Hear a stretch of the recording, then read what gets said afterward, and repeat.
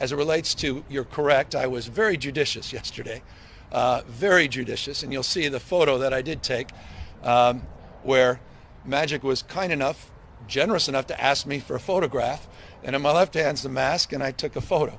The rest of the time I wore it, as we all should, not when I had a glass of water or a thing, and encourage everybody else to do so, and that's it. Fox 11, I know you probably want to make that the last word on this, but given your history with this issue, should you maybe have reconsidered taking the mask off for the photo, for the image, the message that it might send? Yeah, that lying, unaccountable, hypocritical scumbag is what some people are calling the governor of California after being caught once again breaking his own rules that he strictly imposes on the children of his state, as there's more evidence coming out suggesting that he even lied about this event, and we wonder why California is deteriorating and considered a crap hole to many. Welcome back, beautiful and amazing human beings. This is Luke Rudowski here of WeAreChange.org, and we got a lot of very important international foreign policy news to get into today, especially as the situation gets heated in Ukraine with a crisis unfolding there that is sure likely to escalate. We're going to be talking about that, plus all the latest hypocritical news of powerful individuals and institutions that have betrayed the people. And there's so much news to get into, we're just going to jump right into it, as of course we have this major bombshell story from the Washington Examiner that is detailing how the over $60 million brought in by the official Black Lives Matter organization that has previously called for the disbanding of the family unit. These millions of dollars were given to them by many important politicians, corporations, people of influence, celebrities. What did they do with the tens of millions of dollars raised for their official organization? Well, no one really knows, and no one seems to even be in charge of where that money is going, what's happening with it. And according to the Washington Examiner, one BLM board member took steps to actually hide their ties to this, quote, charity after being asked questions by it by the Washington Examiner. This, of course, was an organization and movement promoted by, of course, the corporate mainstream media that led to a lot of people being allegedly defrauded for their money. This wasn't, of course, the only scam perpetrated against the American people, as, of course, the corporate media has a very distinct history of lying to the American people on behests of very special interests, and whether it's banker bailouts, weapons of mass destruction, alleged use of chemical weapons, Russiagate, the controversy with Nick Sandmann, Kyle Rittenhouse, and many, many others, we have to understand that the credibility of the corporate media is at an all-time low because they have been exposed at clearly not doing their jobs, but doing the bidding of the special interests. And with their credibility at an all-time low, who is responsible for this? Well, according to the corporate media, Joe Rogan, as of course tens of millions of people are flocking to every podcast that he releases, which is absolutely obliterating the numbers that the corporate media is able to bring in, which are relatively low compared to the viewership that Joe Rogan has gained from his curious, I would even say transparent dialogues from people from all kinds of different perspectives. This, of course, is widely unacceptable to the corporate media that has to serve their overlords, as CBS News was telling its viewers and hinting that Joe Rogan was, quote, killing people with his disinformation. The LA Times ran a scathing hit piece declaring that for now Joe Rogan is safe. What is that even supposed to mean? Look at how far these people push the goalpost. Who are you to declare? What hill are you standing on to declare and even editorialize that he is safe? This, as Jeff Bezos's rag paper, the Washington Post, has even published helpful diagrams detailing the alleged huge loss to Spotify because they didn't censor and stop Joe Rogan from having honest conversations. Variety even released a fake news report that absolutely had no merit in it, claiming that Spotify had lost $2 billion because of this controversy, a number that seems to be absolutely made up out of thin air, as they declared that the stock of Spotify went down, and it actually increased in value since this whole Neil Young backlash. Are these people morons who can't pay attention to what's actually going on? No.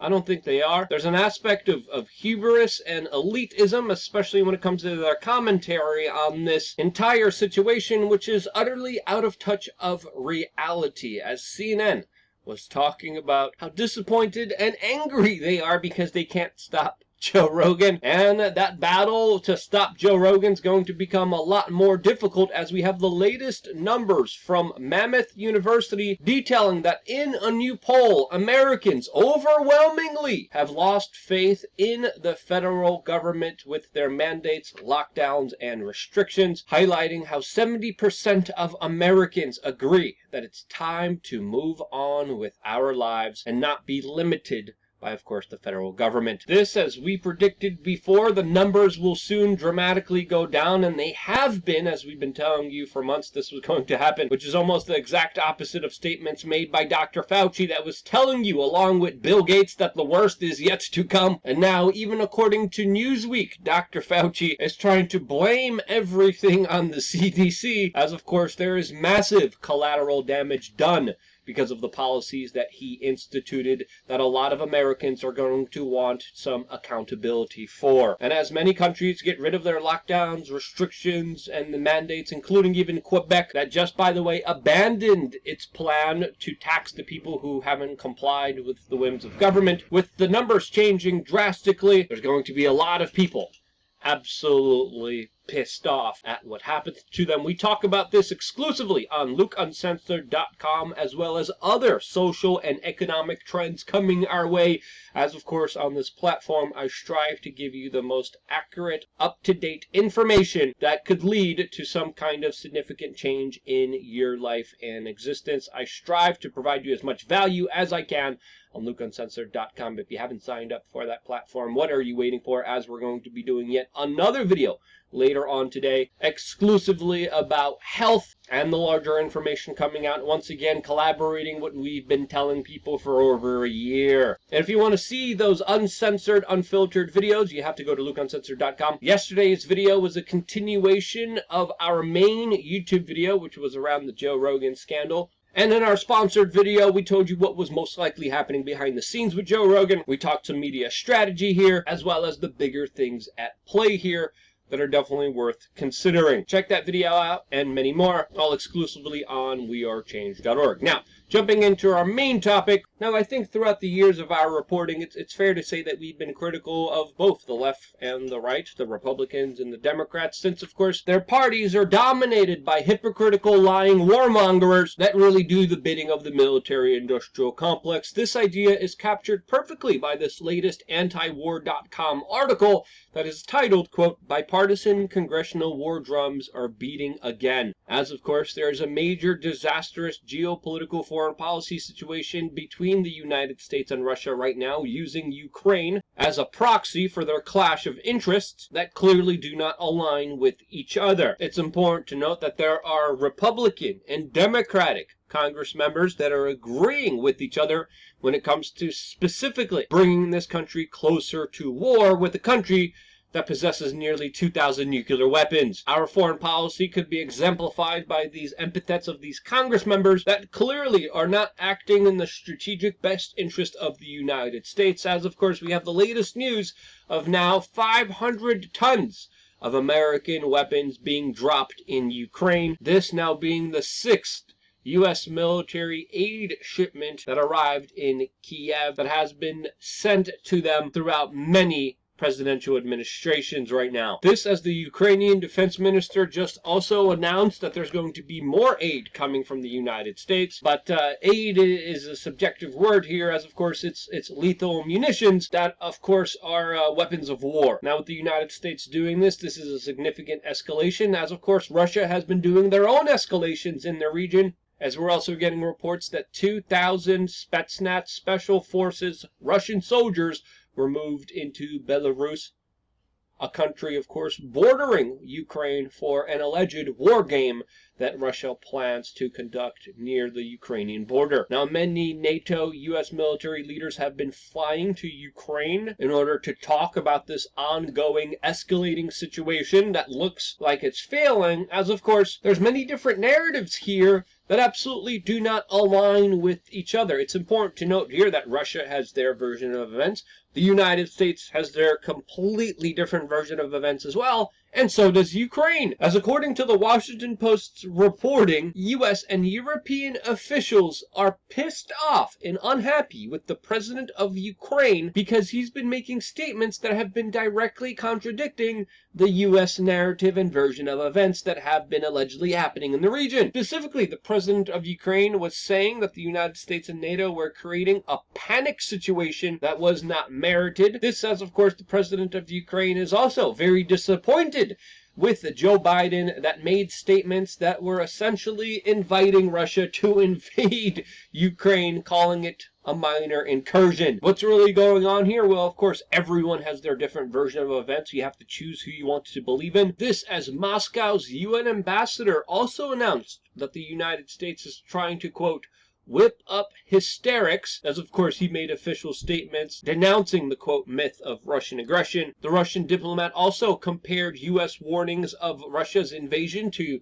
former Bush's Defense Secretary Colin Powell's infamous 2003 speech before their invasion of Iraq. But obviously the situation is far more complex than any of these statements or rhetoric could even explain, as of course it's clear that Russian troops are amassing on the Ukrainian border. The United States is sending in lethal weapons. And if this entire situation escalates, it could mean drastic changes and measures, not just for Russia and the United States, but of course Ukraine, that has a history of absolute horrible life loss in its region. Ukraine geopolitically is known as the Afghanistan of Europe, specifically because of the historical life loss that have happened on its territory all throughout recorded human history. The Holodomor being one of the most recent ones that led to the loss of nearly 4 million people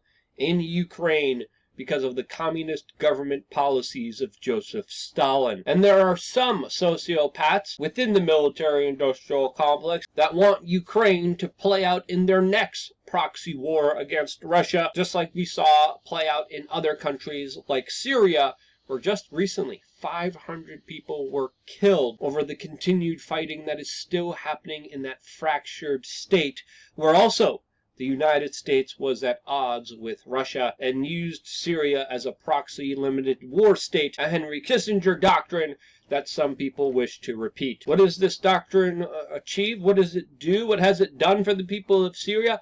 Absolutely nothing. It's a ridiculous policy from unaccountable government bureaucrats that implemented it that have yet to be held accountable for their atrocities against humanity. The warmongers, the war criminals, the people who make the rules, flaunt them, lie about them, and are never held responsible are the reason why we can't have many nice things. And unless these people are even just politically held accountable for their crimes, we can expect them to continue to do them, just like the governor of California, Gavin Newsom, that implements the rules that, of course, he routinely now breaks. Yeah, not holding power accountable is the reason why we have this, and if you think there should be more accountability, share this video with your friends and family members, because your voice, your ideas absolutely matter. Starting the conversation is the first step that we should take, especially with our friends, with our family members, when it comes to them seeing the larger picture of exactly what's going on. If you think I did a good job portraying that, click the like button. If you think I did a bad job, click, I was going to say the dislike button, but they got rid of that. But let me know why in the comment section below, why you think I got something wrong or could be doing something better, because I appreciate the constructive criticism, mainly because if it wasn't you investing your time into me, I wouldn't be here, and your time matters to me, and this is why I love you guys. Stay tuned for more. We got one more video coming your way on LukeUncensored.com. I love you guys. See you on wearechange.org.